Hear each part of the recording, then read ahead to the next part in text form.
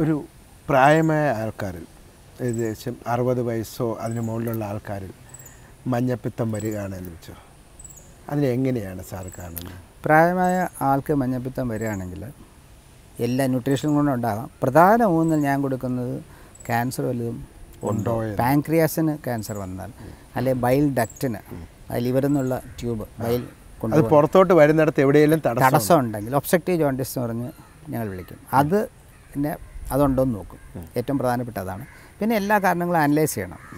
പിന്നെ സിമ്പിൾ ഒരു മഞ്ഞപ്പിത്തം പലപ്പോഴും ചികിത്സ വേണ്ടാത്തൊരു മഞ്ഞപ്പിത്തം ഗിൽബർട്ട് എന്ന് പറയുന്നത്, അത് 100-ൽ 3 മുതൽ 7 പേർക്ക്, അതായത് 7% വരെ പോപ്പുലേഷനിൽ കാണാവുന്ന മഞ്ഞപ്പിത്തമാണ്. അതിന് ഒറ്റമൂലി ജീവിതകാലം മുഴുവൻ ട്രീറ്റ്മെൻറ്റൊക്കെ ചെയ്യുന്ന ധാരാളമുണ്ട്. മഞ്ഞപ്പിത്തം വരികയാണെങ്കിൽ ഒരു അൾട്രാസൗണ്ടിൻ്റെ റോൾ എന്താണ്? ക്യാൻസർ കണ്ടുപിടിക്കണമെങ്കിൽ ഇമേജിംഗ് ആണ് ഏറ്റവും നല്ലത്. പിന്നെ അല്ലെ ERCP എന്ന് പറഞ്ഞ ട്യൂബ് ഇട്ട് നോക്കി അതിനെ ചെയ്യുന്ന കാര്യങ്ങളുണ്ട്. അപ്പം അൾട്രാസൗണ്ട് ചെയ്തിരിക്കണം, മഞ്ഞപ്പിത്തം ഉണ്ടെങ്കിൽ ചെയ്തിരിക്കണം. അപ്പോൾ എല്ലാ മഞ്ഞപ്പിത്തത്തിനും ഒരു ചികിത്സ ഒരിക്കലും പോകരുത്. 100 കാരണമുണ്ടെങ്കിൽ 100 തരം ട്രീറ്റ്മെൻറ്റാണ്.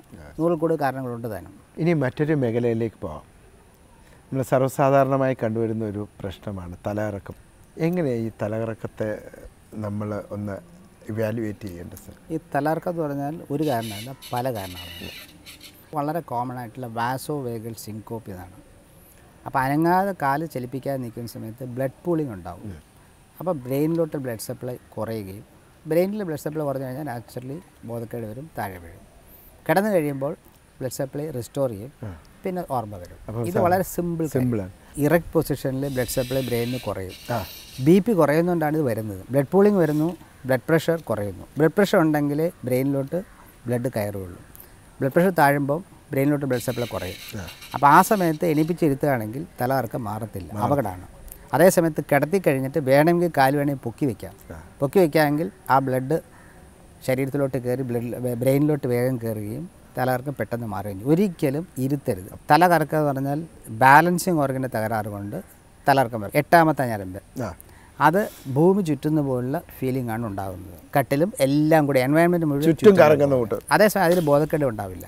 ഏറ്റവും കോമൺ ആയിട്ട് കാണുന്നത് ബിനൈൻ പൊസിഷണൽ വെർട്ടിഗോ എന്ന രോഗമാണ്. അതിന് മരുന്നിനേക്കാൾ ആവശ്യം ഒരുതരം എക്സർസൈസാണ്. അത് ചെയ്താൽ വളരെ വളരെ ഫലവത്താണ്. ഒന്ന്, ഇത് കോർഡിനേഷൻ ബിറ്റ്വീൻ ബ്രെയിൻ ആൻഡ് ഇത് ബാലൻസിങ് ഓർഗൻ ചെയ്യുന്നതാണ്. ഒന്ന് തല ഇങ്ങനെ ഇങ്ങോട്ടും ഇങ്ങോട്ടും തിരിക്കുക ഒരു 20 പ്രാവശ്യം, പിന്നെ മുകളിലോട്ടും താഴോട്ടും, പിന്നെ കഴിഞ്ഞിട്ട് സൈഡിലോട്ടും, ഇങ്ങനെ എല്ലാം 10, 20, 25 പ്രാവശ്യം ചെയ്യണം. പിന്നെ കണ്ണ് ഇങ്ങനെ കുരിശ് വരയ്ക്കുന്ന പോലെ ഇങ്ങോട്ടും ഇങ്ങോട്ടും, പിന്നെ ഇങ്ങനെ വന്ന് ഇങ്ങനെ റൊട്ടേറ്റ് ചെയ്യുക. ഇങ്ങനെ ചെയ്യുമ്പം ഈ ഞരമ്പുകളുടെ പ്രവർത്തനം വളരെയധികം ബെറ്റർ ആവുകയും ഇത് കൺട്രോൾ ചെയ്ത് ബോഡി തന്നെ അഡ്ജസ്റ്റ് ചെയ്തോളൂ. ഇത് ഈ തലകറക്കം മാറിക്കഴിഞ്ഞാണെങ്കിൽ ഇത് ചെയ്തില്ലെങ്കിൽ ചിലർക്ക് പിന്നെയും തിരിച്ചു വരും. മരുന്ന് കഴിച്ചാലും പിന്നെയും വരും. പക്ഷേ ഇത് ചെയ്താൽ എഫക്റ്റ് വളരെ വളരെ വളരെ 99% സാറ്റിസ്ഫാക്ഷൻ. അസുഖം ഇല്ലാത്തപ്പോഴത്തേക്കും വേണേൽ നിർത്തി നോക്കാം. പിന്നെ അത് കുറേ കഴിയുമ്പോൾ ഇത് അതിൻ്റെ അകത്തൊരു ഓട്ടോകോണിയ ചെറിയ സ്റ്റോൺസ് ഫോം ചെയ്യുന്നുണ്ടാണ്, അത് പിന്നെ ഫോം ചെയ്യും. അപ്പോൾ പിന്നെയും ഇത് രണ്ടാമത് ചെയ്യേണ്ടി വരും. ചില രോഗികളുണ്ടല്ലോ ഇങ്ങനെ വരുന്ന വഴിയിലും തലകറക്കമായിട്ട് പെട്ടെന്ന് വീഴുന്ന. അതിന് പ്രധാനമായിട്ട് 2 കാരണമാണ്. ഒന്ന് ഫിറ്റ്സ്, രണ്ടാമത് സിങ്കോപ്പ്. ഫിറ്റ്സ് എന്ന് പറഞ്ഞാൽ നമ്മൾ ചുഴലി എന്ന് മലയാളത്തിൽ വിളിക്കുന്ന സുഖക്കേടാണ്. അത് ബ്രെയിനിൻ്റെ ഇലക്ട്രിക്കൽ ആക്ടിവിറ്റീസിൻ്റെ ഒരു പ്രകമ്പനം കൊണ്ടാണ് ഉണ്ടാകുന്നത്. ആ പേഷ്യൻ്റ് ഇങ്ങനെ നോർമലായിട്ടിരിക്കുന്നു, സഡൻലി ടോൺ പോയി താഴെ പോയി വീഴുന്നു. അപ്പോൾ ഇഞ്ചുറിയൊക്കെ ഉണ്ടാകാം, ബോധം പോയിരിക്കും. പിന്നെ അത് കുറച്ച് കഴിഞ്ഞ് റിക്കവർ ചെയ്യും. അത് ഒരു ടൈപ്പ്, അത് സീഷർ എന്ന് പറയും, അല്ലെങ്കിൽ എപ്പിലെപ്സി എന്ന് പറയും. പിന്നെ ഉള്ളത് ബ്രെയിനിൻ്റെ ബ്ലഡ് സപ്ലൈ കുറയാവുന്ന പല രോഗങ്ങളുണ്ട്. അത് സിങ്കോപ്പ്, അത് ബ്രെയിനിൻ്റെ ഫങ്ഷൻ താൽക്കാലികമായിട്ട് നിൽക്കുന്നു, കാരണം ബ്ലഡ് സപ്ലൈ പോകുന്നതുകൊണ്ട്. അതിന് ഒരു കാരണം കുറച്ച് മുമ്പ് പറഞ്ഞ വാസോവേഗൽ സിങ്കോപ്പ്, അനങ്ങാൻ നിന്നുകൊണ്ടുള്ളത്. പിന്നെ അതുകൂടാതെ പ്രഷറിനുള്ള മരുന്ന് അമിതമായിട്ട് കഴിക്കുകയോ, ചിലരുടെ ശരീരപ്രതിക്ക് ബോഡി റിയാക്ട് ചെയ്യുന്ന പോസ്റ്ററൽ ഹൈപ്പോടെൻഷൻ എന്ന് പറയും. എണീറ്റ് നിൽക്കുമ്പോൾ, കിടക്കുമ്പോൾ BP നോർമൽ, എണീറ്റ് കഴിഞ്ഞാൽ BP ടബേന്താണ്. അപ്പോൾ postural hypotension due to drugs, അതും നമ്മൾ നോക്കിയിരിക്കണം ഉണ്ടോ എന്നുള്ളത്. ഹാർട്ട് സംബന്ധമായ രോഗങ്ങൾ കൊണ്ട് ഈ തലകറക്കം ഉണ്ടാവോ? ഹാർട്ടിൽ ഈ സാധാരണ നമ്മുടെ ഇടിപ്പ് വന്നൊരു 70, 80, 90, 100 വരെ പോകാൻ നോർമൽ റേറ്റ് എന്ന് പറയും. ചില സുഖങ്ങളിൽ അരിത്മിയ എന്ന് പറയും, ടാക്കി അരിത്മിയ എന്ന് പറയും. അതിൻ്റെ റേറ്റ് ഭയങ്കരമായിട്ട് കൂടും. 150, 200, 250, 300 അങ്ങനെ ആ റേഞ്ചിൽ പോകും.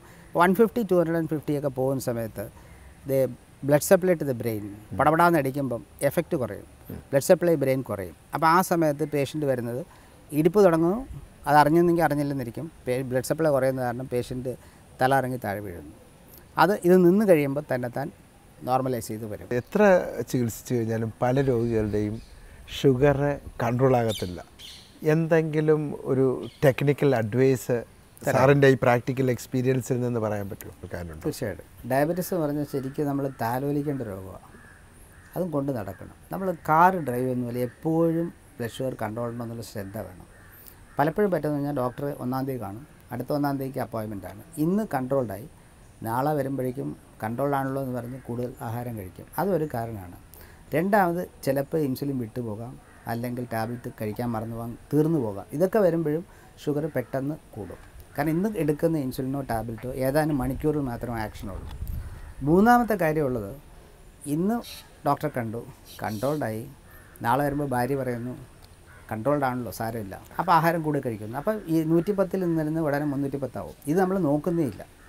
നേരെ മറിച്ച് എല്ലാ ദിവസവും നോക്കാൻ പറ്റത്തില്ല, പ്രാക്ടിക്കലല്ല.